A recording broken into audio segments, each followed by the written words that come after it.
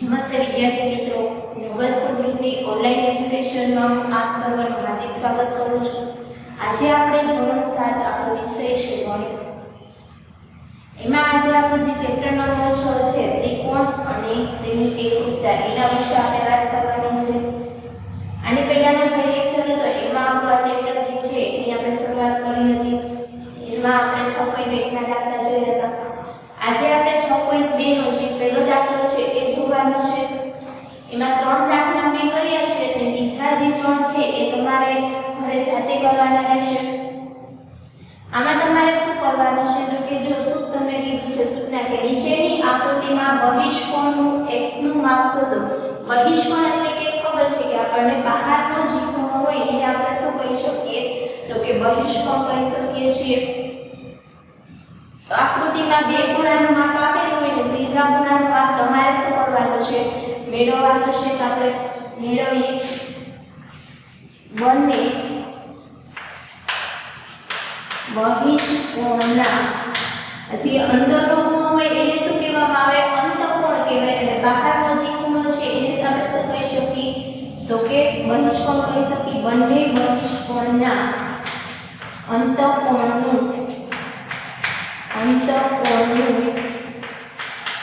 માપ જો અહીંયા જે બહાર અહીંયા અંદર ખૂણો છે એને આપણે શું કહીએ છીએ અંતઃકોણ. તો બે અંદરના ખૂણાનું તમને માપ આપેલું છે કયું છે તો કે 60 પ્લસ 60. આપણે શેનું માપ શોધવાનું છે તો કે x નું માપ શોધવાનું છે. 60 પ્લસ 60 કેટલા થઈ જાય તો કે 120 થઈ જાય. એટલે કે x બરાબર શું મળી ગયું તમને 120 મળી ગયું. આ તમારો સૂત્ર કહેવાય તો કે આન્સર તો અહીંયા 120 છે. x ની જગ્યાએ તમે શું લખી શકો 120. હવે આપણે બીજો દાખલો છે એમાં પણ જો બે અંતઃકોણના એટલે કે અંદરના ખૂણાનું માપ આપેલું છે અને ત્રીજું જે બહિષ્કોણનો બહારનો ખૂણો છે એનું x નું માપ તમારે શું કરવાનું છે મેળવવાનું છે. કયા લખી બંને બહિષ્કોણના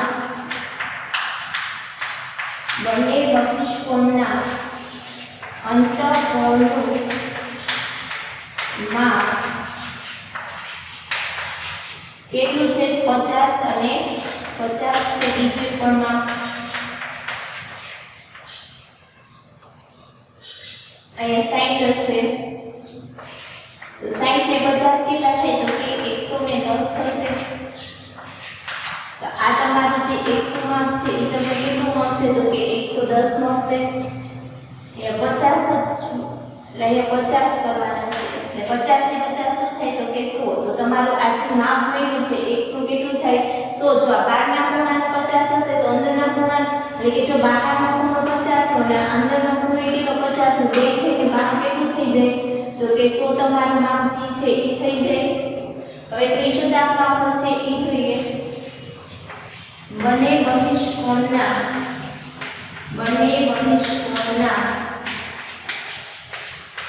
અંતઃકોણનું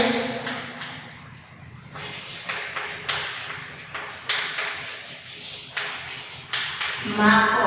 તો એમાં બેનું માપ કેટલું છે એકનું જો 30 છે અને બીજાનું શું છે તો કે 60. ને આપણે શું મેળવવાનું છે x મેળવવાનું છે. 60 પ્લસ 30 કેટલા થઈ જાય તો કે 90 થઈ જશે. એટલે કે x બરાબર શું મળી ગયું તમને 90 મળી ગયું. એ તમારું શું છે તો કે આન્સર છે. તો અહીંયા આપણે 90 લખી શકીએ. અહીંયા x બરાબર શું કરી નાખીએ 100. વિદ્યાર્થી મિત્રો, હોમવર્કમાં તમારે શું કરવાનું છે જે ગણિતની તમે આખી બુક બનાવેલી છે એમાં 3 દાખલા લખવાના છે. આની જ રીત ઉપર તમારે જે બીજા 3 દાખલા છે એ જાતે ગણવાના હોમવર્કમાં રહેશે. Thank you.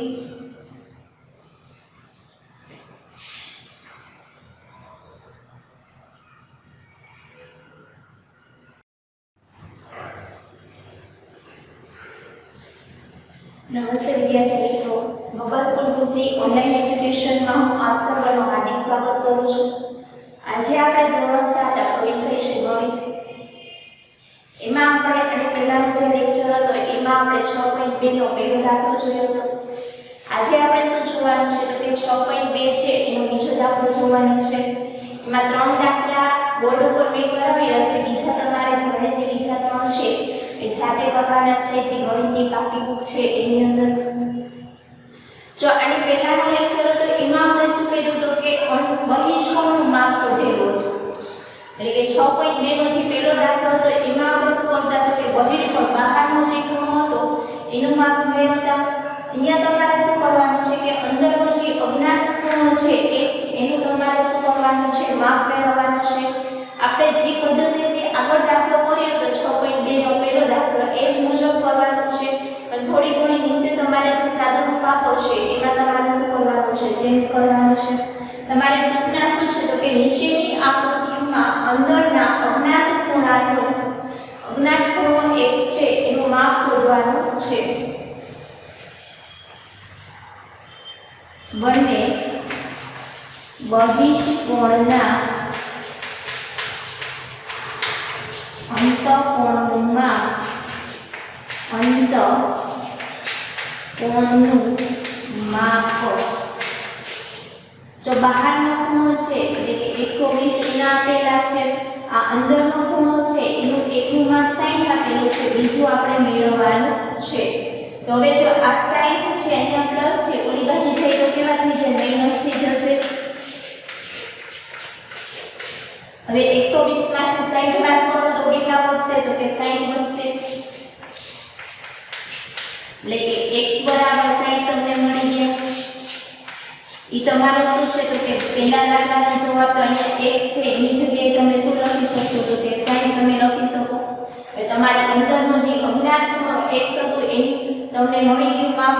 હવે બીજો આપણે શું લખીએ, બીજો જે દાખલો છે એમાં જોઈએ, એમાં પણ એમ જ કરવાનું છે. તમને શું આપેલું છે તો કે જો બહારનો જે ખૂણો છે એનું તમને 80 માપ આપેલું છે ને અંદરનો જે ખૂણો છે એનું કેટલું માપ આપેલું છે તો કે 30 માપ આપેલું છે.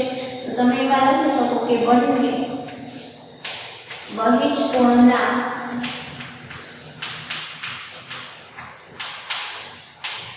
અંતઃકોણનું માપ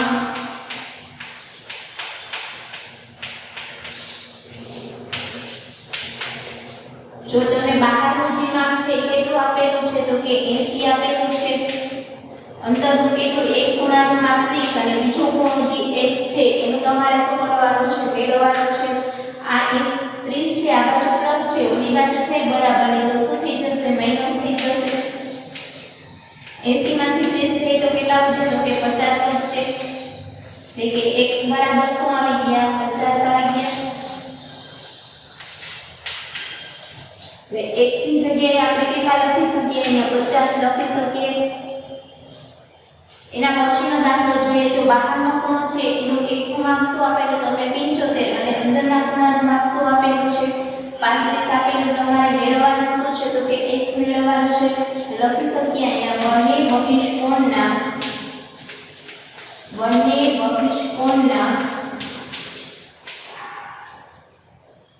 અંતઃકોણનું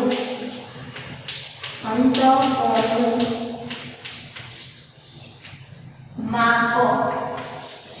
એમાં જો બહારનો જે ખૂણો છે એનું માપ કેટલું છે 75 છે, અંદરનો ખૂણો છે એનું 35 છે અને અહીંયા x આપણે મેળવવાનો છે. હવે અહીંયા જો 75 છે આ બરાબરની ઓલી બાજુ 35 છે તો કેવા થઈ જશે માઈનસ થઈ જશે. 75 માંથી 35 છે તો કેટલા વધે જો આ 7 તો કે 40 વધશે. x બરાબર કેટલા આવ્યા તો કે 40.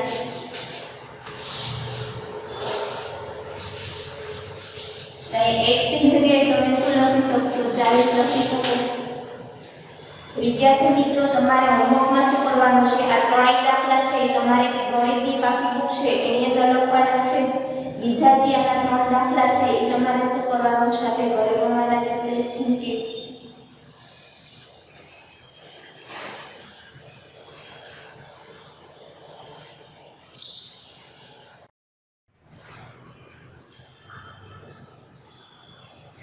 નમસ્તે વિદ્યાર્થી મિત્રો, મોબાઈલ સ્કૂલ ગ્રુપની ઓનલાઈન એજ્યુકેશનમાં હું આપ સર્વનું હાર્દિક સ્વાગત કરું છું. આજે આપણે ધોરણ 6 ધોરણ 7 આપણો વિષય છે ગણિત. એમાં આની પહેલાના જે લેક્ચર હતા એમાં આપણે સ્વાધ્યાય 6.2 હતું એના વિશે આપણે વાત કરી હતી.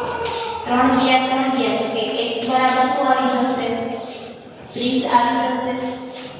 હવે તમારે અહીંયા શું મૂકવાનું છે? જો અહીંયા આપણે 30 મૂક્યા, અહીંયા પણ 2x છે એટલે કે x ની જગ્યાએ તમારે મૂકવાનું છે 30 દુને 60 તમને મળે. શું મળે? આ ખૂણાનો માપ 60 તમને મળે. જો આ ત્રણેયનો તમે સરવાળો કરો તો 180 થઈ જાય, આ 60 અને આ 30 એટલે 90 થઈ જાય. 90 માં બીજાને નાખો તો 180 થઈ જશે. વિદ્યાર્થી મિત્રો, આજે અહીંયા જો આપણે 3 દાખલા આના જોયા છે. બીજા જે 3 દાખલા છે આવી જ રીતના તમારે હોમવર્કમાં ઘરે જાતે કરવાના રહેશે. Thank you.